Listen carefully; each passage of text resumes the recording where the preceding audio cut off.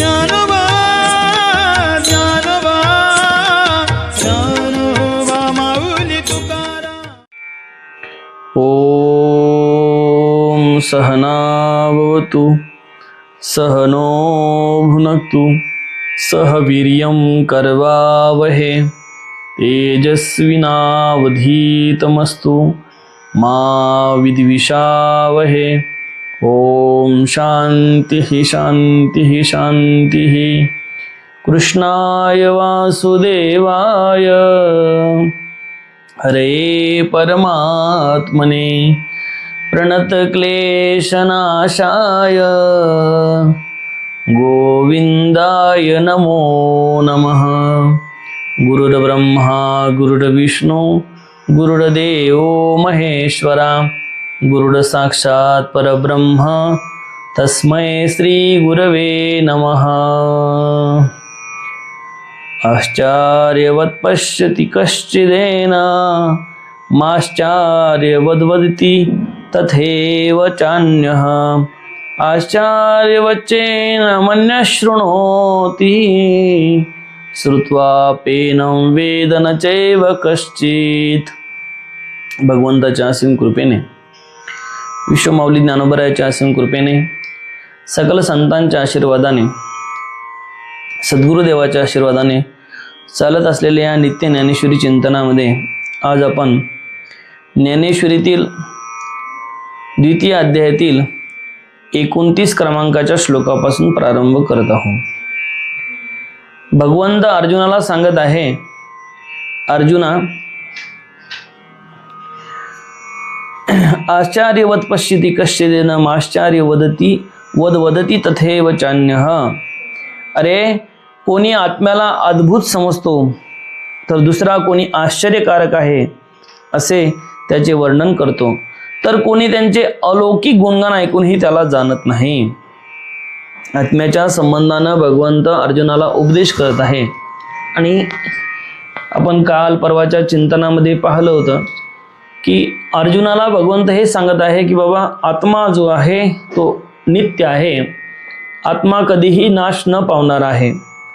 आणि आत्मा नाश पावणारा असं जरी तू समजत असेल तरीही सुद्धा या सृष्टीमध्ये जे काही जन्म मृत्यूचं हे जे काही चक्र आहे हे सतत चालू आहे, म्हणून तू शोक करू नको.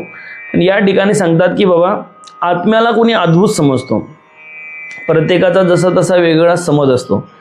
अद्भुत समजतो, कोणी त्याला आश्चर्यवत समजतो, कोणी त्याला अलौकिक गुणांनी युक्त असं समजतो. आता या संबंधाने आश्चर्यवत पश्यति कश्चिदेनम म्हणजे या देहीला, देही म्हणजे आत्मा, देह म्हणजे शरीर, या देहीला कोणी आश्चर्याने जाणतो. तात्पर्य असे की जसं दुसऱ्या वस्तूला पाहण्यात ऐकण्यात वाचण्यात जाणण्यात येतात तसे या देहीचं जाणणं नसतं. कारण बाकीच्या ज्या वस्तू असतात इंद्रियाच्या द्वारे आपण त्या गोष्टीचं ज्ञान प्राप्त करून घेत असतो, पण आत्म्याचं जे ज्ञान आहे ते ना इंद्रियाच्या द्वारे होतं ना बुद्धीच्या द्वारे होते. मागे सांगितलं आहे, इंद्रियाची नखी न लगे जेत बुद्धीची दृष्टी न रिगे ते इंद्रिय किरजोगे काय होईल. मनाची नखी न लगे, काय मनाची नखी न लगे बुद्धीची दृष्टी न रिघे ते इंद्रिया काय जोगे. इंद्रियाच्या द्वारे ते कशा पद्धतीने प्राप्त होईल. इंद्रिय तर त्याला प्राप्त करू शकत नाही, बुद्धी त्याच्यापर्यंत जाऊ शकत नाही. याला तर स्वयं नाही म्हणजे आपल्यानेच आपल्याला जाणलं जातं. याला जर जाणायचं असेल तर त्याला आपण स्वतःच आपल्याला जाणू शकतो. याचं कोणी ज्ञान करून देऊ शकत नाही की हा आत्मा आहे आणि या आत्म्याचं तू ज्ञान करून घे, असं कोणी करून देऊ शकत नाही. शास्त्र असेल, गुरु असतील, हे सुद्धा फक्त आत्म्याच्या स्वरूपाचं वर्णन करू शकतात, त्याचं ज्ञान करून देऊ शकत नाही. गुरु असेल, शास्त्र असेल, काय करू शकतात, फक्त ते तुम्हाला तो रस्ता दाखवू शकतात की या रस्त्यानं तुम्हाला जायचं आहे, पण त्या रस्त्याने चालावं आपल्याला लागणार आहे. अरे तो दरवाजा आहे, त्या दरवाजातून आत जायचं हे फक्त गुरु सांगू शकतील, परंतु दरवाजातून आत आपल्याला जायचं आहे. म्हणजे स्वरूपाची प्राप्ती जर करून घ्यायची असेल तर ती आपल्याला करायची आहे. गुरु काय करत असतात, फक्त त्याला मार्ग दाखवत असतात. आणि म्हणून की जसं लौकिक ज्ञानाद्वारे बाकीच्या गोष्टी प्राप्त होतात तसं मात्र या आत्म्याच्या विषयी नाही. तो आत्मा विलक्षण आहे. म्हणून आश्चर्यवत पश्यती कश्चिदेनम. पश्यती म्हणजे पश्यती या शब्दाचा अर्थ आहे पाहणे, आहे का नाही. डोळ्याने पाहणे आणि स्वयंद्वारे स्वतःला पाहणे असे दोन अर्थ याचे होतात. तर पश्यती म्हणजे स्वयंद्वारे स्वतःला जाणण्याविषयी आले आहे. काय पश्यती म्हणजे दोन अर्थ होतात. एक तर म्हणजे डोळ्याने पाहणे यालाही पश्यती म्हणतात, दुसरी म्हणजे स्वयंद्वारे स्वतःला पाहणे. अरे माणसं सगळे जगाला पाहतात पण स्वतःला कधी पाहत नाही. माणसाला म्हणतात दुसऱ्याचं काय दिसतं, दुसऱ्याच्या डोळ्यातील कुसळ दिसतं पण स्वतःच्या डोळ्यातील मुसळ दिसत नाही. म्हणून अशा पद्धतीने जो काही स्वरूपाचं ज्ञान प्राप्त करून घेणं, काय करून घेणं, स्वरूपाचं ज्ञान प्राप्त करून घेणं. अरे जर तुम्हाला एखादी गोष्ट अंधारात पडलेली आहे आणि अंधारात पडलेली गोष्ट जर तुम्हाला पाहायची असेल तर तुम्हाला दिवा घेऊन जावं लागतं, प्रकाश घेऊन जावं लागतो. तुम्हाला प्रकाश नेल्याशिवाय ती गोष्ट दिसणार नाही.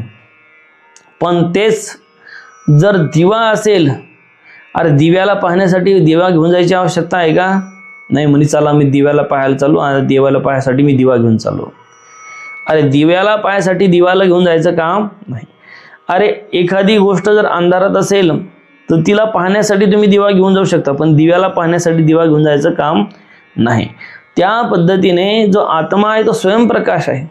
त्याला दुसऱ्याच्या प्रकाशाची आवश्यकता नाही. तेच दुसऱ्याच्या, कारण त्याला ज्ञान करून देण्यासाठी, त्याची ज्ञान त्याचं जाणण्यासाठी दुसरा दिवा घेऊन जायची त्या दिव्याकडे गरज नाही, कारण तो स्वतः स्वयंप्रकाश आहे.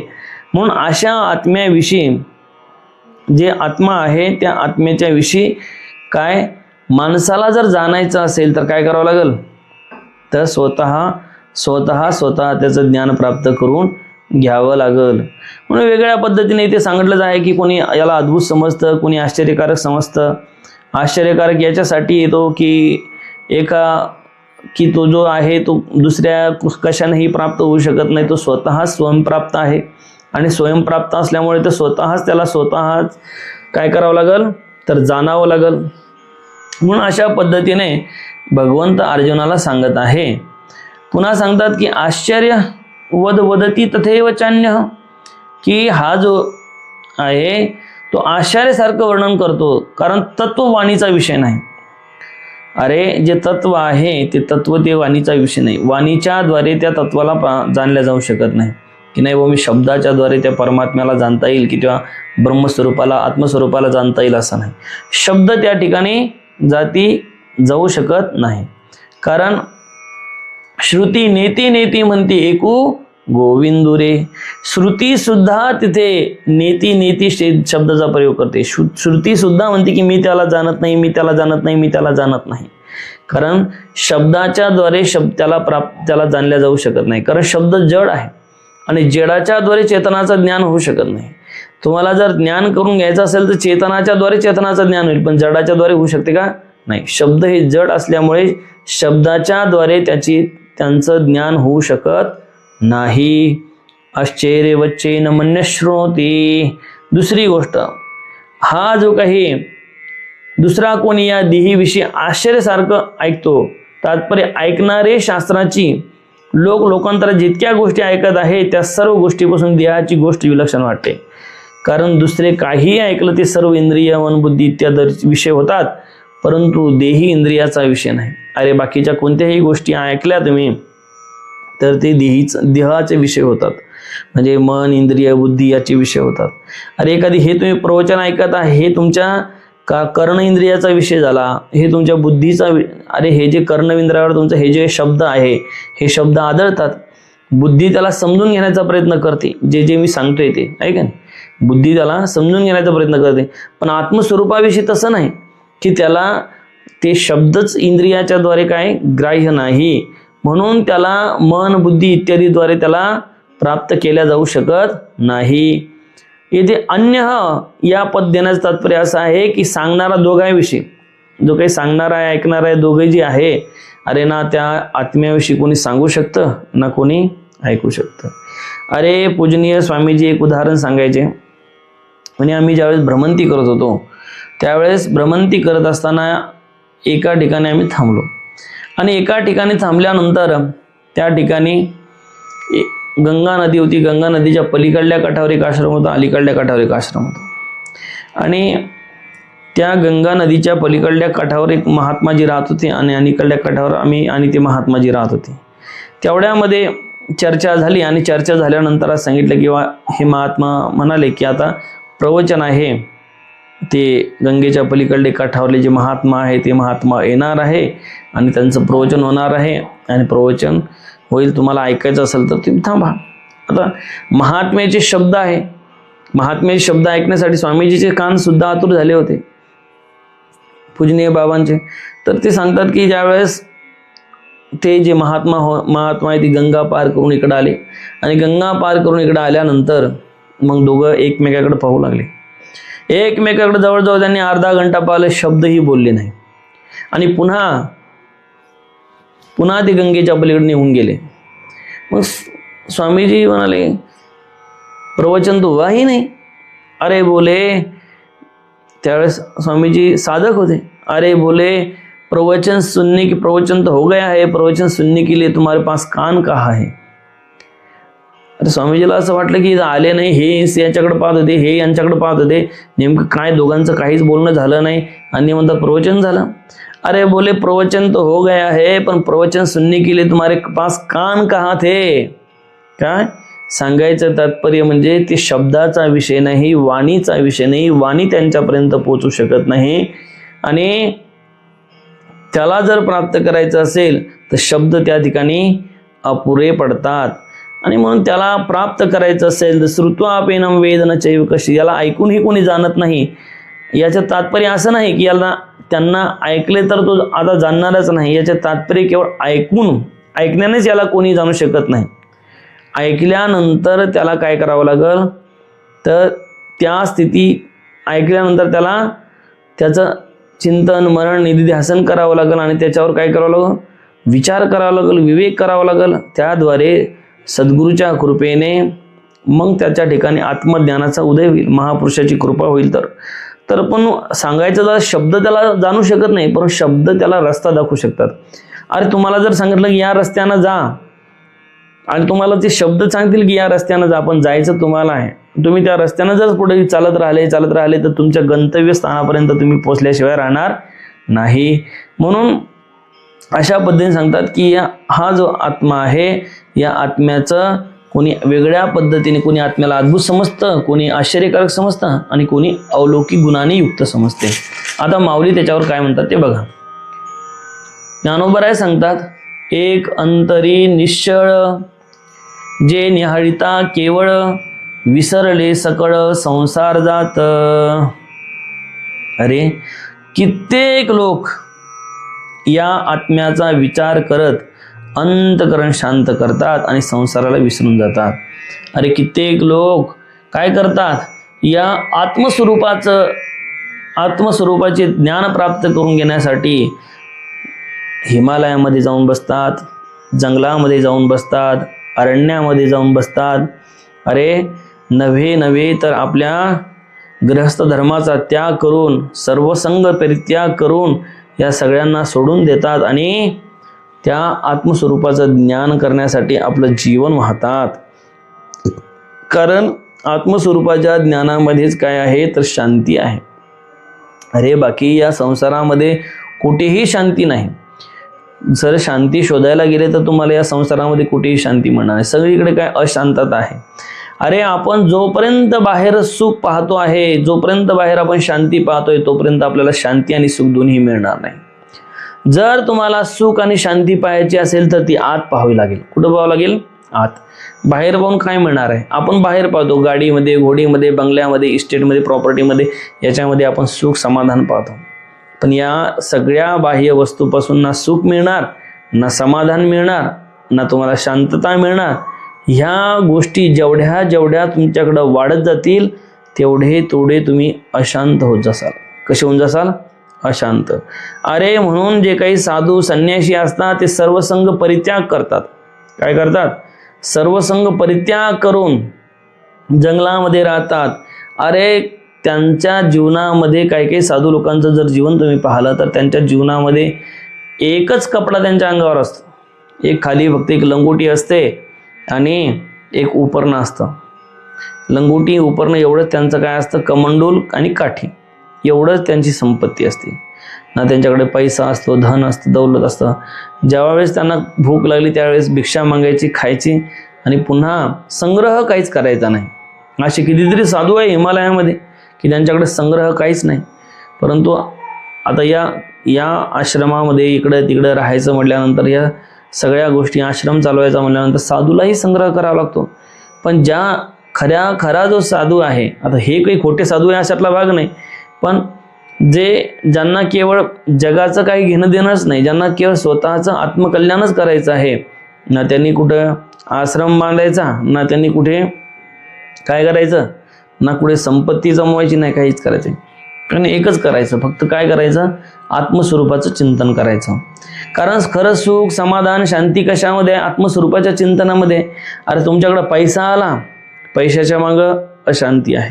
तुमच्याकडे धन दौलत काही येऊ द्या, ते सगळं सांभाळण्यासाठी पुन्हा तुम्हाला त्याच्यामध्ये व्यस्त राहावं लागतं. अरे पैसा जर तुमच्याकडे आला तर पैसा आल्यानंतर पैसा सांभाळायचा कुठं, ठेवायचा कुठं, टाकायचा कुठं, करायचं काय, पैशाचं हीच माणसाला चिंता लागते. या पैशाचं काय करू, त्या पैशाचं, मग घेतली बाबा, पैसा आला जास्त, मग घेतली गाडी. अरे गाडी घेतली तर त्याच्यावर ड्रायव्हर ठेवा, आहे का नाही. ड्रायव्हर ठेवला, तिच्यात डिझेल टाका, तिचं मेंटेनन्स करा, पुन्हा एक काम वाढलं. तो ड्रायव्हर पुन्हा चाटा मारतो, कधी येतो कधी येत नाही. आपल्याला कुठं जायचं असतं, तो ड्रायव्हर येत नाही, ते एक ताण वाढला. म्हणजे एक गोष्ट काय करते, वाढत जाते. अरे कुठे रस्त्याने गेली, घासली, कोणाला ठोकली की रिकामं तुम्हाला पुन्हा दंड. मला सांगा, जो सर्वसंग परित्यागी असतो, ज्यांचं फक्त जीवन एक कपडा आणि एक लंगोटी जीवनांचं आहे, त्यांना कशाची चिंता आहे का? ना त्यांना गाडीची चिंता, ना घोडीची चिंता, ना ड्रायव्हरची चिंता, ना कशाची चिंता, ना कशाची चिंता. त्याचं फक्त एकच चिंता आहे, त्याला आत्मस्वरूपाची प्राप्ती करून घेणे, आणि तो त्या आत्मस्वरूपामध्ये लीन राहतो. अरे दुःख माणसाला बाह्य विषयापासून होतं. दुःख माणसाला बाह्य विषय माणसाला दुःख देतात. आता जसं आपण परावलंबी झालो की बुवा नाही, मला हे असं झालं पाहिजे, ते तसं झालं पाहिजे, मला हे केलं पाहिजे, ते केलं पाहिजे, इकडं जायचं तिकडं जायचं, हे करायचं ते करायचं, हे जे काही झालं हे परावलंबीपणा झाला. आणि मग ती गोष्ट मनासारखी नाही झाली तर मग माणसाचं काय होतं, दुःख निर्माण होतं, चिडचिडपणा होते. अरे आश्रम सांभाळणं हे सुद्धा एक याच प्रकारातलं आहे. फक्त असं म्हणतात की हे धर्माचं कार्य आहे, हे जर केलं नाही तर आपण केलं नाही तर कोण करणार आहे, म्हणजे साधूनेच ते करावं. तर सांगायचं पण नाही दादा, आश्रम सांभाळा, आश्रमात मुलं ठेवा, गुरुकुल चालवा, गुरुकुल चालून त्यांना शिक्षा द्या, शिक्षा देऊन त्यांना शिकवायचा प्रयत्न करा. एवढं करून ते नाही शिकले की पुन्हा आपल्याला पश्चाताप होतो, मनस्ताप होतो की हे काही करत नाही, हे काही शिकत नाही, हे काही सेवा करत नाही. हे सगळ्या गोष्टी ज्या आहे, आणि मग त्या माणसाच्या मनावर काय करतात, मनाला दुःख देतात, वेदना देतात. मग ह्या सगळ्या झंझटी जर तुम्हाला करायच्या नसेल तर एकच गोष्ट करायची, काय करायची, सर्वसंग परित्याग. ना धन दौलत, प्रॉपर्टी, इस्टेट, पैसा, मोबाईल सगळं याच्यापासून दूर जायचं, आहे का नाही. मग तुम्हाला खरं सुख समाधान मिळेल. जोपर्यंत तुम्ही या जगामध्ये आहे, जोपर्यंत याच्यामध्ये तुम्ही गुंचाल, जोपर्यंत दुसऱ्यावर अवलंबून राहसाल, तोपर्यंत तुम्हाला सुख मिळणं शक्यच नाही. तुम्हाला जर सुख खरोखर पाहायचं असेल तर या सगळ्या गोष्टीचा तुम्हाला काय करावं लागेल, त्याग करावा लागेल. अरे त्याग जरी कसा करावा लागेल तर त्याग अंतःकरणातून करावा, नाही तर गेले जंगलामध्ये पण मन सगळीकडे लागलेलं आहे, काही फायदा आहे का? नाही. पुन्हा माऊली सांगतात की जसं ज्या पद्धतीने अंतःकरण शांत करण्यासाठी संसाराला विसरून जातात, आहे का नाही, त्या पद्धतीने एका गुणानुवाद करिता उपरती होऊनी चित्ता निरवधी तल्लीनता निरंतर. अरे कित्येक साधक आत्म्याच्या गुणाचं वर्णन करतात आणि त्यांना उपरती प्राप्त होती, संसाराविषयी वैराग्य निर्माण होतं आणि त्यांच्या चित्ताला दीर्घकाळ तल्लीनता प्राप्त होती. अरे कित्येक साधक या आत्म्याचं गुणगान ऐकून, गुणानुवाद ऐकून काय करतात, संसाराचा त्याग करतात आणि त्याग केल्यानंतर मग वैराग्य त्यांच्या ठिकाणी निर्माण होतं संसाराविषयी, आणि संसाराविषयी वैराग्य निर्माण होतं आणि त्यांच्या चित्ताला दीर्घकाळ तल्लीनता प्राप्त होती. अरे खऱ्या अर्थानं मी तुम्हाला तेच सांगितलं, वैराग्य जे असतं ते वैराग्य माणसाला शांती प्राप्त करून देणार आहे. काय प्राप्ती करून देणार आहे? शांती. भोग जे आहे ते भोग माणसाला कधीही सुख आणि समाधान प्राप्त करून देऊ शकत नाही. जेवढा माणूस विरक्त तेवढा तो सुख आणि शांती त्याच्या ठिकाणी आहे. अरे असं एक उदाहरण सांगितलं जातं बघा, की एक महात्मा होते आणि त्याच राज्यामध्ये एक राजा राहत होता, की ज्या राज्यामध्ये तो महात्मा राहत होता. आणि तो राजा फार दुःखी होता. त्याच्याकडे सगळं होतं, नोकर चाकर, धन दौलत, इस्टेट, प्रॉपर्टी, सगळं, सेवक वगैरे सगळं होतं. पण हा राजा अतिशय दुःखी होता. मनामध्ये खूप त्याच्या अंतःकरणामध्ये दुःख होतं, खेद होता. आपण समाधी नाही, सारखा तो जळत होता. म्हणतात ना, चिंता आणि चिता यामध्ये काय फरक आहे? फक्त एक टिंब्याचा. चिंताचे घटे शरीर आहे का नाही? चिंतेनं काय याचं शरीर घट. सारखी तो चिंता करत राहायचा, समाधानी असमाधानी राहायचा. बाहेरून जरी सगळं हा दिसणारा सगळा हे दिसरा पेहरावा होता, सगळं होतं, राजवैभव होतं, पण आतून खूप अशांत होता. मग त्याने असा एक हे काढला, हुकूम काढला, या राज्यामध्ये जो काही समाधानी सुखी व्यक्ती असेल त्या व्यक्तीला म्हणा मला भेटायचं आहे. कारण त्याला कोणतरी ज्योतिषाने सांगितलं की महाराज, तुम्ही जर तो सुखी आणि समाधानी व्यक्तीचा जर अंगरखा म्हणजे अंगडं, कपडा, तर कपडा जर आणला तर तुम्ही सुख आणि समाधान तुम्हाला प्राप्त होईल. अरे एखाद्या ज्योतिषाने दिलं सांगून, आपल्यावर उंगडं दिलं झटकून, राजाला सुख आणि समाधानाचं साधन म्हणून सांगून दिलं की तुम्ही निश्चित काय होसाल? सुखी होसाल. मग सगळ्या राज्यामध्ये विचारू लागले का हो सोपेश महाराज तुम्ही समाधानी आहे, सुखी आहे? हो मुंबईकर तुम्ही सुखी समाधानी आहे? असं प्रत्येकाला विचारू लागले. काय विचारू लागले? ते महाराज काय सांगावं, अहो मग बायकोच लय त्रास देते, मी काय सुखी आहे. मुंबईकर म्हणे बाबा मग पोरं ऐकत नाही, मग कायचं समाधान, काय सुखी. असं करता करता प्रत्येक सैनिक याच्या दारी जाय, त्याच्या दारी जाय, सगळे म्हणे आम्ही काय म्हणे दुःखीच आहे म्हणे. सगळ्याकडे गेले दुःखीच आहे. मग शेवटी एक साधू होता. साधू आपला अंगावर थोडं बी वस्त्र नाही, काही नाही, असा मस्तीमध्ये झोपलेला आणि एका झाडाखाली पडलेला. हे सैनिक त्याच्याकडे गेले. बाबा अहो तुम्हाला सुख मिळालं? बाबा म्हणे हो. तुम्ही समाधानी आहे? हो. मग हे सांगितल्यानंतर मग राजाला निरोप, एक माणूस सापडला म्हणे सुखी आणि समाधानी आपल्या राज्यामध्ये. म्हणजे त्या झाडाखाली आहे तो जंगलामध्ये, तो सुखी आणि समाधानी आहे. राजा म्हणे मी स्वतः त्याला भेटायला जातो. काय म्हणे? स्वतः त्याला भेटायला जातो. राजा स्वतः रथ घेऊन त्या साधूला भेटण्यासाठी, त्या व्यक्तीला भेटण्यासाठी आला. त्यांचं दर्शन घेतलं. महात्मा जी आपको सुख समाधान मिला? बोले मैं तो बहुत सुखी हूँ, बहुत समाधानी हूँ. मेरे जैसा समाधानी सुखी और दूसरा कोई हो सकता है? मैं बहुत समाधानी हूँ, बहुत सुखी हूँ. बोले महात्मा जी फिर आप हम पर ऐसी कृपा करो कि आपका जो अंगरखा है वो अंगरखा हमें दे दो. बोले साधू म्हणाले अरे मूर्खा, जर समजा माझ्याकडे अंगरखा असता, काय असता? अंगरखा म्हणजे कपडा असता, आहे की नाही? त्याला आपण शर्ट म्हणा, अंगरखा म्हणा. जर माझ्याकडे अंगरखा असता तर मी सुद्धा तुझ्यासारखा दुःखीच असतो. अरे त्या अंगरख्याचा त्याग केला. अरे कपडा घेतला, कपडा ठेवायची भानगड, सांभाळायची भानगड. अरे अंगरखा जो मेरे पास होता तो मैं भी दुखी होता. बोले नहीं, बोले साधु महाराज आपके पास होगा? अरे बोले मूर्ख, कहाँ का अंगरखा है? अरे अंगरखा होता तो मैं भी दुखी होता. तर सांगायचं तात्पर्य याच्यातून हेच की सर्व संघ परित्याग केल्यामुळे काय तो सुखी आणि समाधानी आहे. अरे जेवढी उपाधी आपण धारण करू तेवढं आपण दुःखी आहे. अरे जेवढा आपण वस्तू वाढवत जाऊ तेवढं आपल्याला पुन्हा दुःख जास्त प्राप्त होईल.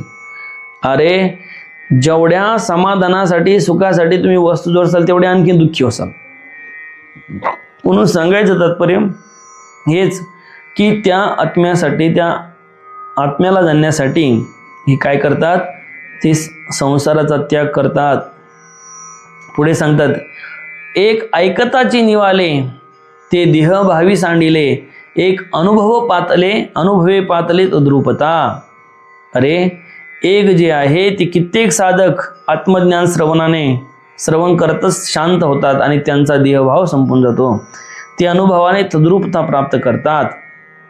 अरे कित्येक साधक जे आहे ते आत्मज्ञानाच्या श्रवण करून त्यांचा स्वतःचा देहभाव सुद्धा नाहीसा होऊन जातात. अरे डोंगरे महाराज होते. डोंगरे महाराजांचं ज्यावेळेस ऑपरेशन होतं सांगतात, त्यांनी डॉक्टरला सांगितलं की बाबा ऑपरेशन करा, पण मला काही ॲनेस्थेसिया द्यायचं काम नाही, फक्त ज्यावेळेस ऑपरेशन करायचं शरीराचं त्यावेळेस तुम्ही मला सांगा, आणि सांगितल्यानंतर मग तुम्ही ऑपरेशन सुरू करा. डॉक्टर म्हणे नाही तसं तुम्ही राहू शकणार नाही, ॲनेस्थेसिया द्यावंच लागेल. तुम्ही तसंच नाही सुरू करा म्हणजे काय अडचण नाही, ॲनेस्थेसिया काही द्यायची आवश्यकता नाही. आणि मग डॉक्टर सांगितले मी आता ऑपरेशन सुरू करतो. आता ऑपरेशन म्हणजे काय कापाकापीच करावं लागते का नाही, ऑपरेशन सुरू करतो. आणि ऑपरेशन सुरू करायच्या अगोदर ते महात्माजीला सांगितलं, डोंगरे महाराजांना सांगितलं, आणि त्यांनी ऑपरेशन सुरू केलं. ऑपरेशन होत तर डोंगरे महाराज काहीही केलं नाही. ऑपरेशन झालं आणि डॉक्टरने सांगितलं महाराज आता ऑपरेशन तुमचं व्यवस्थित झालं आहे. आणि ऑपरेशन झालं आहे म्हटल्यानंतर मग ऑपरेशन झालं सांगितल्यानंतर मग डोंगरे महाराजांचे ज्या ठिकाणी ऑपरेशन तिथे डॉक्टरने धक्का लावला तर लगेच महाराज म्हणाले अरे बापरे. मग डॉक्टरला प्रश्न पडला एवढं मोठं तुमचं ऑपरेशन केलं, मी कापलं, तुम्ही शिवलं, तरीही सुद्धा तुम्हाला काही झालं नाही, आणि आता नुसता धक्का लावला तर तुम्ही लगेच अरे बापरे असं करू लागले, अरे देवारे असं करू लागले. त्यावेळेस डोंगरे महाराज म्हणाले अरे ज्या वेळेस तुम्ही ऑपरेशन करत होते त्यावेळेस मी माझा जो देहभाव आहे तो देहभाव काढून घेतला होता आणि तो माझ्या परमात्म्याशी मी एकरूप झालो होतो. आणि ज्यावेळेस पुन्हा ऑपरेशन झालं त्यावेळेस मी पुन्हा देहभावामध्ये आलो. अरे संपूर्णपणे देहभाव विसरणं शक्य आहे का? कारण हे जर सगळ्या क्रिया करायच्या आहे, खाणं पिणं जेवणं आंघोळ स्नान संध्या हे करायचे तर देहभाव शिल्लक ठेवाच लागल. तर सांगायचं तात्पर्य हे की अरे या आत्म्याचं ज्ञान ऐकल्यानंतर कित्येक साधक म्हणतात की देहभाव संपून जातात, त्यांची देहावर कुठल्याही प्रकारची आसक्ती राहत नाही. अरे संत गजानन महाराज होता अंगावर कपडा, आपण राहू शकतो तसं नाही, अंगावर थोडाही कपडा नव्हता, ते त्यांच्या मस्तीमध्ये लीन राहायचे, त्यांच्या त्या बोधामध्ये लीन राहायचे. एवढसा की कपडा अंगावर नव्हता का त्यांना देहाचं काही, त्यांना स्त्री हो पुरुष हो त्याच्याशिवाय काही वाटत होतं का? काही वाटत नव्हतं. स्त्री पुरुषाच्या ते पलीकडे गेलेले होते. आणि म्हणून अशा पद्धतीने जैसे सरिता ओघ समस्त समुद्रा माझी मिळत परी मागोता समात परतले नाही. आणि ज्याप्रमाणे सर्व नद्याचे ओघ समुद्रास मिळतात, समुद्रात पाणी मावत नाही म्हणून त्या कधी परत फिरत नाहीत. अरे ज्या पद्धतीने उदाहरण देऊन सांगितलं माऊलीने, समुद्रामध्ये जशा नद्या एकदा समुद्रामध्ये मेल्यानंतर किंवा समुद्रामध्ये खूप पाणी आहे म्हणून असं होतं का की नदी नाही पाणी भरपूर आहे चला परत, असं होतं का? असं होतं नाही. अरे त्या जशा समुद्रामध्येच विलीन होतात असं विचार करत नाही की चला आता परत पाणी भरपूर आहे समुद्रामध्ये आपलं काही तिकडे जायचं काम नाही. त्या त्याच्याशी जसे एकरूप होतात तैसे योगेश्वराची मती मिळणे सवे एकवटती परी जे विचारुनी पुनरावृत्ती भजतीच ना. त्या पद्धतीने योगेश्वराची बुद्धी आत्मसाक्षात्काराने तद्रूप होते, पुन्हा विचार करून देखील ती देहबोधावर येत नाही.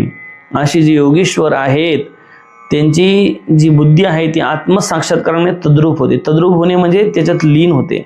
लीन होणे म्हणजे काय? त्याच्याशी एकरूप होते. आणि एकरूप झाल्यानंतर पुन्हा ते देहबोधावर येत नाही. म्हणजे पुन्हा त्यांची अवस्था अशी होती, देह असेल पण देहाच्या विषयी त्यांचं तादात्म्य नसेल. आणि अशा पद्धतीने या ठिकाणी आत्म्याच्या स्वरूपाच्या संबंधानं वर्णन करताना भगवंत अर्जुनाला सांगत आहे. आणि आजची जी काही झालेली सेवा आहे ती विश्वमाऊली ज्ञानोबरायाच्या चरणी समर्पित करू. ओम पूर्णमदः पूर्णमिदं पूर्णात् पूर्णमुदच्यते पूर्णस्य पूर्णमादाय पूर्णमेवावशिष्यते. ओम शांती शांती शांती.